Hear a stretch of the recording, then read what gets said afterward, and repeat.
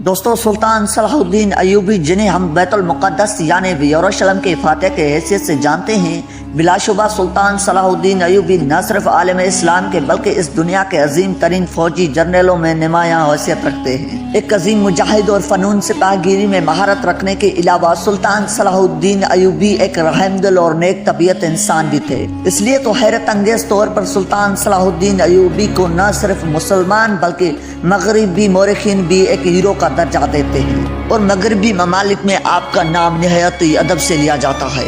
آج ہم آپ کو تاریخ کا ایک ایسا واقعہ سنانے جا رہے ہیں جو سلطان صلاح الدین ایوبی کی رواداری اور انسانی دوستی کا منہ بولتا ثبوت ہے۔ یہ 1183 عیسوی کا زمانہ تھا۔ اس دور میں انطاکیہ نامی ریاست پر رجنل نامی ایک شخص حکمران تھا۔ رجنل مسلمانوں سے سخت نفرت کرتا اور طرح طرح کے طریقوں سے انہیں اذیت دیتا۔ اکثر بیشتر وہ مسلمان مسافروں اور حاجیوں کے قافلوں پر حملہ کرتا اور انہیں قتل کر دیتا۔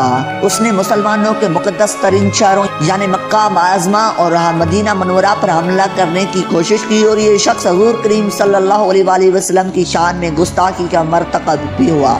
اللہ تعالیٰ نے اس دور میں مسلمانوں کو سلطان صلاح الدین ایوبی جیسے رہنما سے نوازا تھا۔ جب سلطان کو اس بات کی اطلاع ملی تو آپ سخت برہم ہوئے اور یہ عزم کیا کہ دشمن سے اس گستاخی کا انتقام ضرور لیں گے۔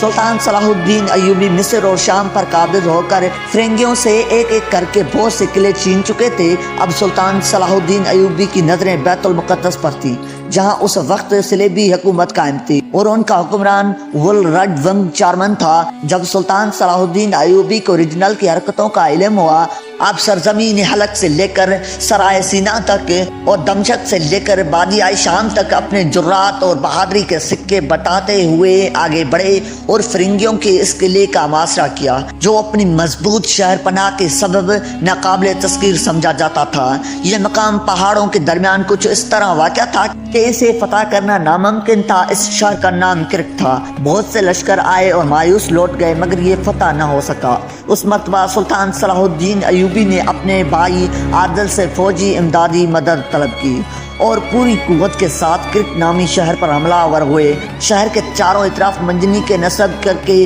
سنگ باری شروع کر دی گئی، جب دوسری طرف اہل شہر کی خود اعتمادی کا یہ علم تھا کہ وہ خوب سامان رسد جمع کر کے اپنے گھروں میں چین و سکون کی زندگی گزار رہے تھے۔ انہیں لگتا تھا کہ پچھلے معاشروں کی طرح یہ معاشرہ بھی ناکام ہوگا۔ ان باتوں سے قطع نظر سلطان معاشرے کی شدت بڑھاتے گئے، سنگ باری جاری رکھی، لیکن ایک دن سلطان نے دیکھا کہ قلعے میں جشن کا سما تھا، خوب چہل پہل اور رونق تھی۔ یہ چہل پہل جنگ سے متعلق نہ تھی، بلکہ یہ سب طور زرد برق کے لباسوں میں ملبوس کسی تقریب میں شرکت کے لیے جا رہے تھے۔ طرح طرح کے کھانوں کی خوشبوئیں فضا میں پھیلی ہوئی تھی۔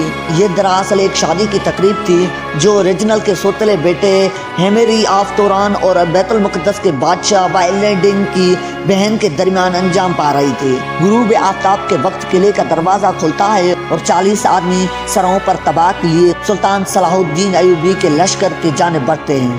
ان کا سردار سلطان صلاح الدین ایوبی کی خدمت میں پیش ہو کر عرض کرتا ہے کہ اے آقا، مجھے ہیمری آف توران کی مانند سے یہ خط دے کر بھیجا ہے، اور ساتھ ہی اپنے بیٹے کی شادی کی خوشی میں کچھ کھانا اور تحفے تحائف بھی آپ کی خدمت میں ارسال کیے ہیں۔ سلطان نے مسکراتے ہوئے وہ خط اس کے ہاتھ سے لے لیا۔ اے سلطان عرب، آج ہمارے چھوٹے سے شہر میں جشن کا سما ہے، جس کا سبب میرے بیٹے کی شادی ہے، اس لیے میں نے پسند نہ کیا کہ تم کو اس مصرف میں شریک نہ کروں۔ اے صلاح الدین، غالباً وہ زمانہ تم کو یاد ہوگا جب تم ہمارے محل میں ایک قیدی کی حیثیت سے رہتے تھے اور اپنے گود میں ایک چھوٹی سی لڑکی کو لے کر باغوں میں پھرا کرتے۔ وہی انٹون جب جوان ہوئی، اس کی شادی ہوئی تو اس کا ایک لڑکا پیدا ہوا جو آج اپنی قوم کا سردار ہے، اور مجھے یقین ہے کہ جب تم اسے دیکھو گے تو اس سے ویسے ہی محبت کرو گے جیسے اس کی ماں سے اس کے بچپن میں کیا کرتے تھے۔ وہ انٹون میں ہوں اور میرا ہی بیٹا ہے، اس لیے اس تقریب کی خوشی میں کچھ کھانا اور تحائف بھیجتی ہوں تاکہ تمہاری فوج بھی اس مسرت میں ہمارے ساتھ شریک ہو۔ اے سلطان عرب، مجھے امید ہے کہ تم اس چھوٹی سی لڑکی کی یاد کو اپنے دل میں کبھی مخو نہ کرو گے، جس سے کبھی تم نے ایک بیٹی کی طرح انتہائی محبتوں اور شفقتوں سے نوازا تھا۔ اور اس کی طرف سے یہ حقیر سا ہدیہ قبول کرو گے۔ جس وقت سلطان یہ خط پڑھ چکے تو بے اختیار آپ کی آنکھوں سے آنسو جاری تھے۔ آپ نے قاصد سے فرمایا کہ اپنی ملکہ سے جا کر کہہ دو کہ سلطان صلاح الدین ان ایام کو کبھی نہیں بھول سکتا کہ وہ جب اہل فرنگ کے محل میں ننھی انٹون کو آغوش میں لیے پھرتا تھا۔ آج تک اس کے بدل میں معصوم انٹون کی نقوش اسی طرح تازہ ہے اور نہیں جانے کتنی مرتبہ وہ اس کی یاد میں بےقرار ہوا ہے۔ میری طرف سے دلہا اور دلہن کو ڈھیروں دعائیں اور کہہ دو کہ میں نہایت فخر اور مسرت کے ساتھ اس تحفے کو قبول کرتا ہوں اور اپنی فوج کو حکم دیتا ہوں کہ وہ بھی اس مسرت میں شریک ہو اور اس برج کے پاس حملہ نہ کیے جائیں جہاں یہ تقریب منعقد ہو رہی ہے۔ میری طرف سے اپنی ملکہ کو سلام پہنچا دو۔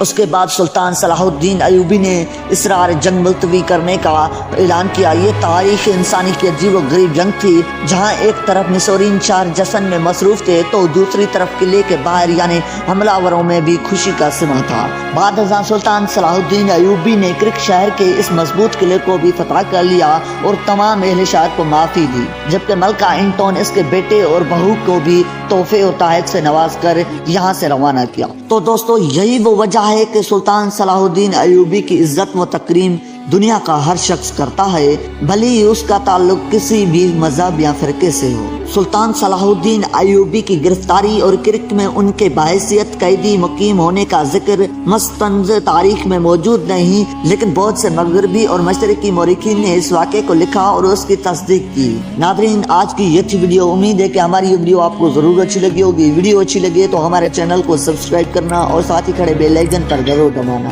تاکہ ہر دنیا کی مفید معلومات آپ تک سب سے پہلے پہنچ سکے۔ ملتے ہیں ایک نیکسٹ ویڈیو کے ساتھ، تب تک کے لیے اللہ حافظ۔